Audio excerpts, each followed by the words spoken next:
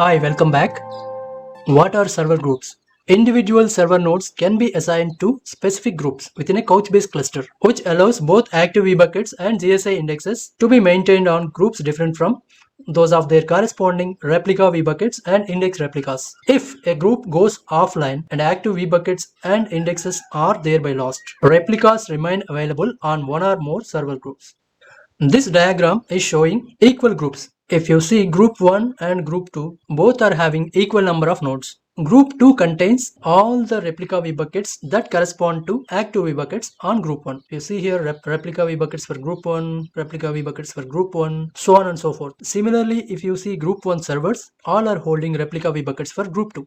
And this diagram is showing unequal groups. If you see group 1, it is having 4 nodes, whereas group 2 is having 5 nodes. So group 2 will contain all the replica vbuckets for group 1. Also, it contains replica vbuckets for its own additional node, which is server 9, which means if group 2 goes offline, group failover would not preserve the replica vbuckets for the server 9 since this only exists on group 2 itself. So it is recommended to have equal number of nodes on both the groups.